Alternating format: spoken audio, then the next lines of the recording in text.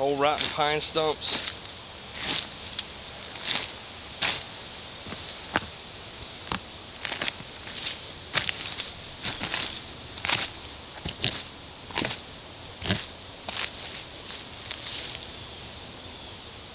I actually got this from a guy on YouTube.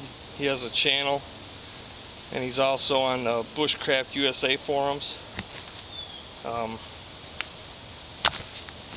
But even these old rotten pine stumps, these are red pine here. Once you get down in them, there's a good solid chunk usually. I kicked all this punky wood off till I got down to that solid piece, and I busted off a nice big chunk. And see, this is all punky. You can just get rid of that punky stuff because it's soaking wet.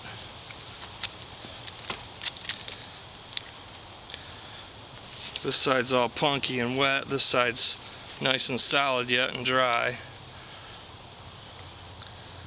And you don't need a big knife to do this. Just get your knife through there, and then whittle you a stick like that, a wedge, and you stick that in there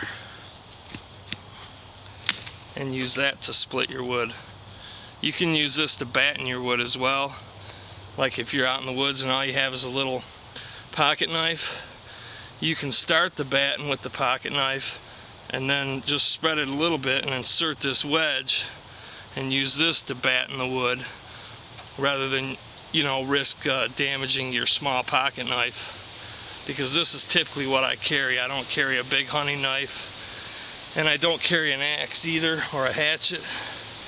So you gotta kind of improvise, or you will end up breaking your knife, and then you'll really be SOL.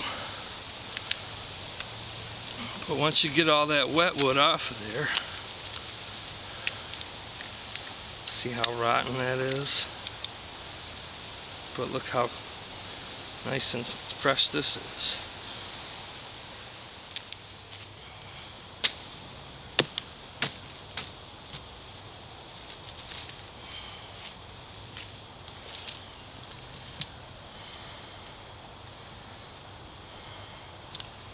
Shave off this outer wet stuff, because it is wet. It's soaking wet.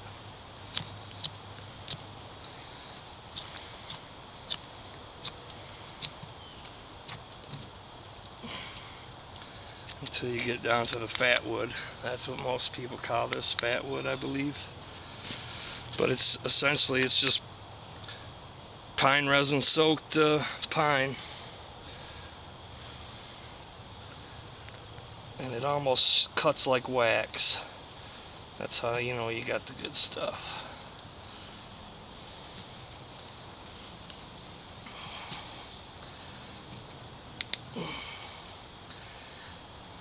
You can just take fine shavings and shave them into a pile and hit that with your fire steel, or you can do a feather stick sort of deal.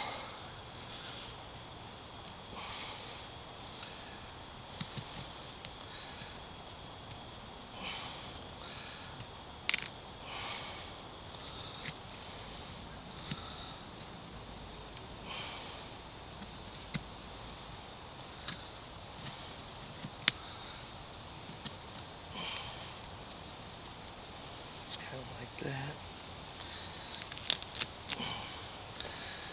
Let's kind of wedge that down into the wet, rotten wood.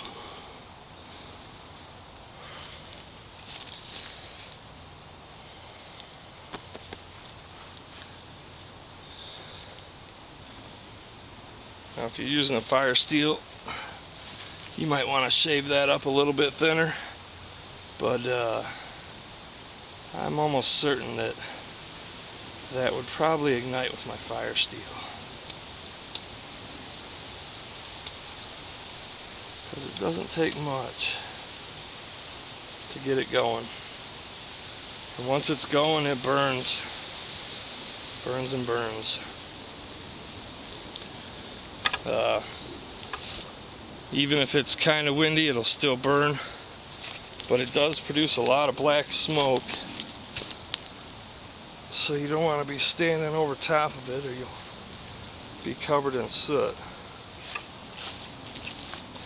But you can see how that just lit right up with just a slight touch of my lighter.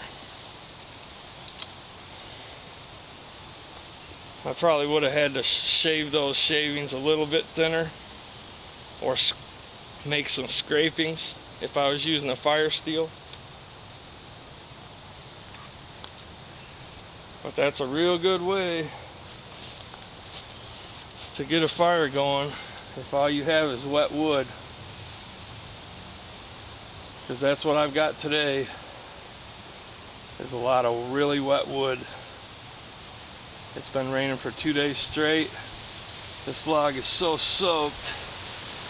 I tried to demonstrate it, but if I could get a big enough chunk of it, I could squeeze that and water would actually come pouring out. But I'm not going to go through the trouble to show you that. Get my hands all dirty and stuff. But even though this log is totally soaked and drenched and rotten as could be, I can dig down in there and find a nice fresh piece that's been preserved by that pine sap, and it'll be dry as a bone, and it takes a flame or a spark really well.